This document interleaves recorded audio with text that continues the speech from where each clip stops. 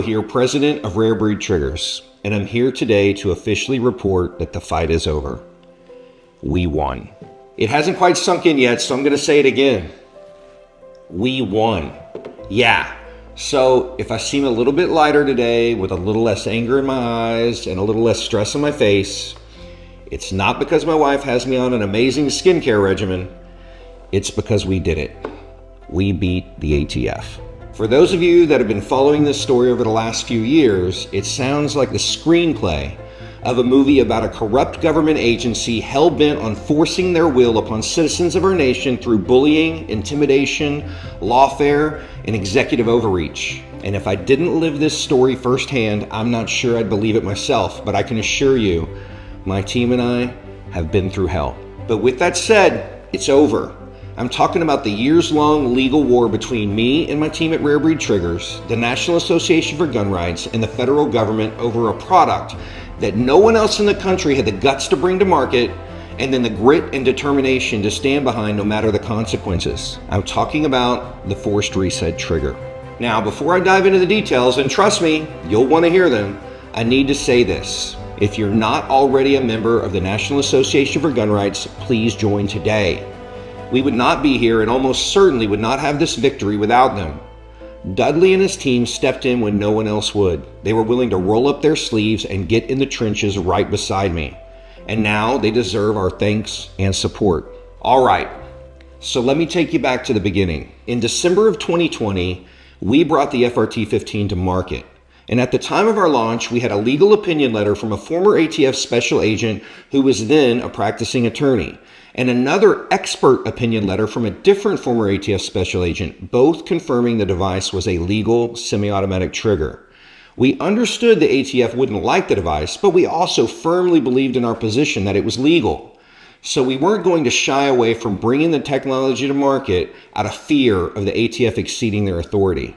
Then, in 2021, the ATF sent us a cease and desist letter demanding that we stop selling machine guns. Knowing they had no legitimate legal leg to stand on, we decided to draw a line in the sand and inform them that we would not comply with their unlawful demand. At the time, I truly believed that both sides would prepare our cases, go to court, argue the merits, and then the side that was correct on the law would win. Oh man, was I naive. The ATF and DOJ ignored the law. They ignored legal definitions. They ignored the experts, including the former ATF special agents who tested and confirmed our product was perfectly lawful. They were determined to outlaw our product by twisting statutory language into something it was never meant to be. The ATF, DOJ, and Biden administration didn't care about the truth. They didn't care about the law. They wanted to make an example, and it was my scalp they were set on taking to do it. Realizing the fight was going to be much more complex than I had originally prepared for, I knocked on every door I could think of for help. Only one opened, NAGR. Together, we built a legal team, mapped out our strategy, and prepared to go to war. And let me tell you, it was a war.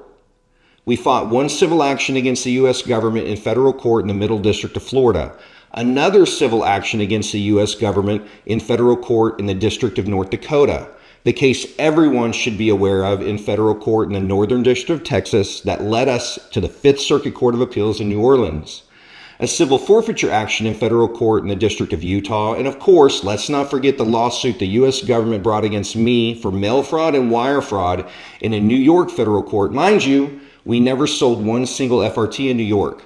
That case led us to the Second Circuit Court of Appeals in New York.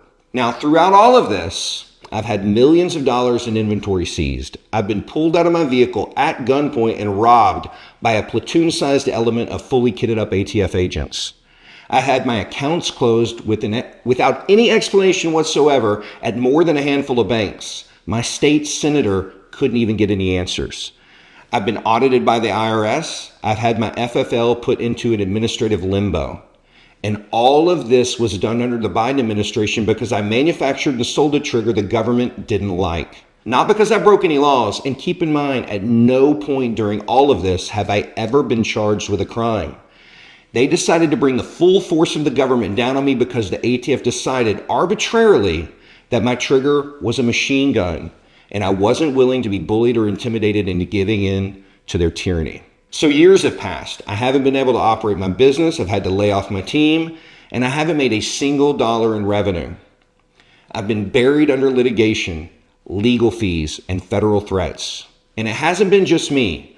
My customers have been hunted down, threatened, and coerced. The ATF showed up at homes and shops, stealing property without charges or warrants. Their actions have been lawless. So now that we've won, what does that mean? Let me give you a quick rundown on where things have landed. The government has agreed to dismiss their appeal in the Fifth Circuit, which makes Judge O'Connor's ruling in the Northern District of Texas final and unappealable. They've agreed to return all seized FRTs to the members of NAGR and the other plaintiffs in the case that's currently in front of the Fifth Circuit.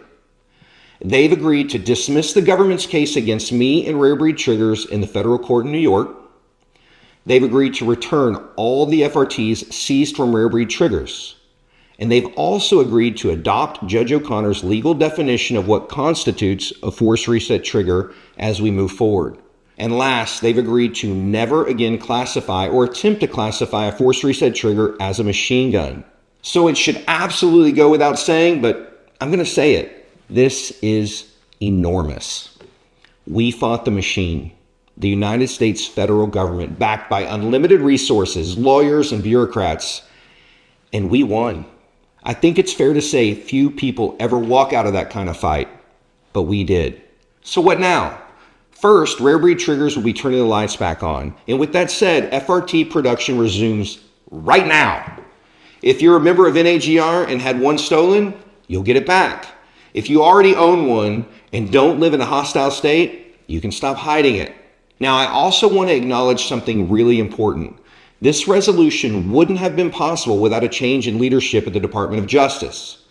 With the Trump administration's renewed focus on justice and their commitment to correcting the weaponization of the DOJ under the Biden administration, we were finally able to secure a deal that brought this fight to a close.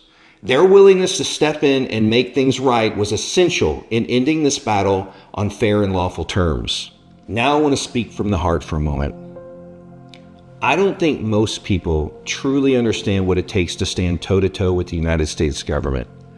Throughout my military service and time as a private military contractor, I have faced adversity in some of the harshest conditions imaginable, but nothing compares to this fight. This has been the hardest battle of my life. It's taken everything I have, and at times, more than I thought I could give. As a husband and a father, I've carried the crushing weight of knowing that my family was hurting. Not because I failed them, but because I refused to bend to the will of a tyrannical administration. I could not and would not be an example of surrender for my two boys. I remember one evening about a year ago while tucking in my then 9-year-old son. He could tell that I was under a bit of stress and asked me why I didn't just make it go away, why I didn't just give up. I paused for a moment and I told him something I hope he never forgets. I explained that the right thing to do is almost never the easiest. Most of the time, it's the harder road, the one that demands more, costs more, and tests you the most, that leads you to where you're supposed to be. I told him that integrity means standing firm and doing what you believe to be right when everything around you is pushing you to compromise. That moment reminded me that I'm showing my boys that character isn't built when things are easy. It's revealed when you're tested and refuse to break. I've lost sleep, I've lost money, I've lost time I'll never get back, but I never lost faith. I've always believed that if I simply face each day as it comes, there is no amount of suffering I cannot endure. I made a promise to myself and to everyone else that I would see this through to the end, no matter the consequences. And today, I'm here to tell you, it's over. None of this would have been possible without the unwavering love and support of my wife, Carly. She has stood by me through every sleepless night, every setback, and every hard decision. Her strength has been my anchor, and her belief in me has never wavered, not once. I may have been the one in the spotlight, but she has carried just as much of this weight, and I am forever grateful for her. And while I may be the face of Rarebreed Triggers, I need people to understand that I am not alone. Beside me is a very small but extraordinary team, each one of them absolutely vital. Each of them made the conscious decision to stand shoulder to shoulder with me and face the fire. Their courage, loyalty, and work ethic have been unmatched. There is no team I'd rather have in my corner. They are the definition of ride or die. Now, along the way, I've had countless people, some of them extremely well known in the veteran community, call and urge me to give in, to take a deal, or to walk away. But every time they said that, it only made one thing clear. They never really knew who I was to begin with. I'm not built to quit. While there's nothing I want more in this life than peace, maybe I was made to fight. Maybe I was made to carry the burden that others won't. I don't know. I've said before, I'm not particularly a religious man, but there's one scripture that's never left me. It's Isaiah 6:8. Then I heard the voice of the Lord saying, "Whom shall I send, and who will go for us?" And I said, "Here am I, send me." That verse lives in the front of my mind. And when the call came, I stepped up. So from the bottom of my heart, thank you. Thank you to every supporter, every donor, every believer in the Constitution. If you're not a member of NAGR, join today. We're not short on battles, only time, talent, and treasure. If you've got time, get involved. If you've got skills, put them to work. If you've got resources, donate. We proved that tyranny can be defeated.